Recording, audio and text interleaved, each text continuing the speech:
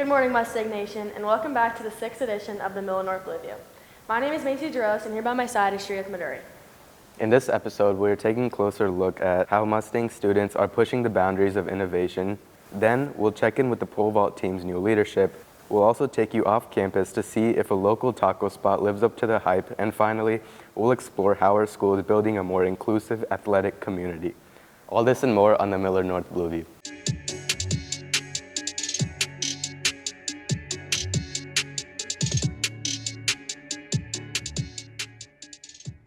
Four Miller North students were chosen to send a cartridge that they designed into suborbital space. Blueview reporter Mackenzie Carter got an inside look on the process. With space exploration comes many challenges. A group of Miller North students is working to address one of these problems by tracking items in space with elements that emit light. We're testing powders that glow in the dark, how much light that they produce, and if that can be used instead of just a regular light like on the moon or on Mars or something like that. It's a lunar pathfinder, which basically is we're testing different compounds that glow in the dark. So in space, we're trying to test how bright it gets and how long it lasts to be able to find a good component. So in future NASA missions, they're able to use this powder to be able to find their path on the moon or just use it as a light source. By working with the NASA engineers to work through the problems and trying to make our idea be the best as possible. Like the beginning of all projects, a rough layout is constructed before building. Planning is essential to the success of future strategies, which is why the team discusses with NASA engineers before every meeting. So we would just start with planning it out and then thinking about how we're going to do this design. And then we're able to plan out and order these components. And through this, we're able to put all the pieces together, wire it up, and make a working cartridge. So first we have to plan how the layout of the build is going to go overall, because we have to figure out like which components we need. We have to order them, assemble them. The planning process took us approximately a month. But then after that idea is chosen, we spent many times refining it, fine-tuning it, making sure it's to scale with what we're allowed to have, but also able to still have potential to get some good findings and help NASA in the future as well. Each person has an important role in the group, whether it be coding, soldering, or wiring. I think we have 3 teams. So we have a coding team, we have a soldering team, and then they're all part of the build team. So Kaden, Prajwal, and Mahesh are working on soldering, and Kane and Mahesh are also working on mounting. And then me and Prajwal are doing the coding and wiring aspects of the projects. So we're all just mixing it up and trying to learn each about the different ways we can make this project. But the cartridge getting sent into space isn't the end of the process.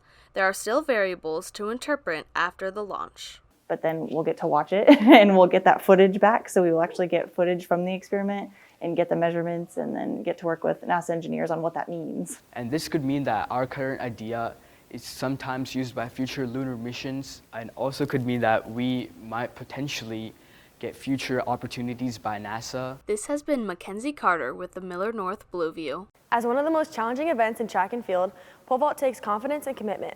Blueview reporters Shriyat Maduri and myself went to check out the pole vault team and their newer coach to see how this season is going. In track and field, pole vaulting is one of the most technical and demanding events. For a newer coach, leading athletes through it takes more than just teaching form and technique. His approach has been shaped over time, influencing how he works with vaulters as they push to reach new heights. I always loved the idea of coaching, and if I'm being completely honest, I wasn't quite ready for it. However, Coach Cromie needed a pole vault coach, and it's something that I did when I was younger, and I helped coach my brother, and my dad also was a pole vaulter, so took the opportunity, and I'm loving it so far.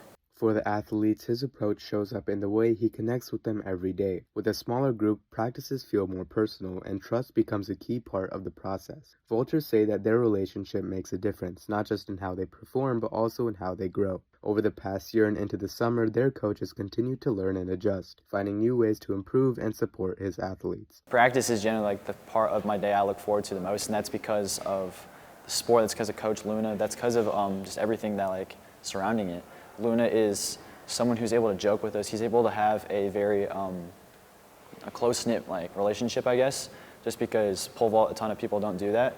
So he's able to have like an individual relationship with all of us. He's able to communicate with us well. He's able to have conversations, and he's just someone I like genuinely feel comfortable talking to. Mr. Luna is an amazing pole vault coach. He has learned a lot over the past year. I mean, obviously last year was his first year coaching, but he, over the summer and like over this year, he's like watched movies, he's read books, he's tried so hard, and he really is an amazing coach now. Like, he can pinpoint any one action, one thing, one like piece of the complicated art of pole vaulting. Obviously, there's a lot of steps to it, but he's really good at like figuring out what we can do better, getting the right drills for us, and just making us successful.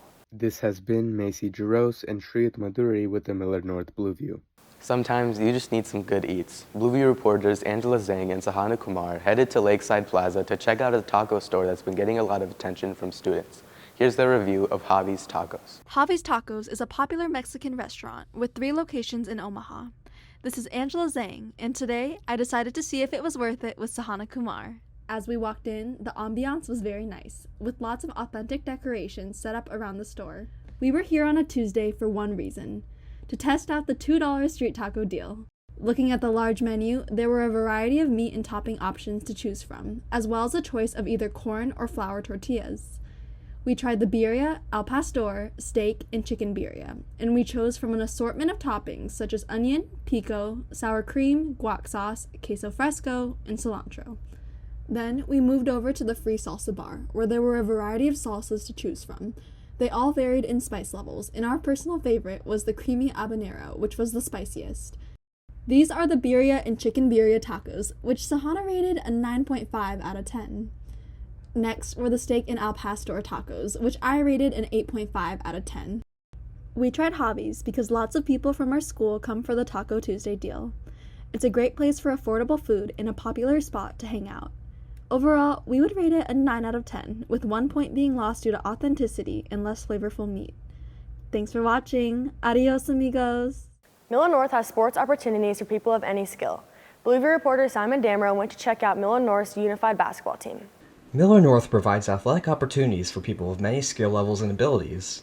The unified basketball team allows for the sport to be accessible to anyone. Unified basketball is a bunch of kids that want to play basketball but are too nervous to actually try out for basketball, and they have they're ACP students where we decide to help them, and during the games we have 3 students that want to play and then 2 partners that help them. It's kind of interesting because it's not run through the schools, even though we are a school team. It's run through Special Olympics.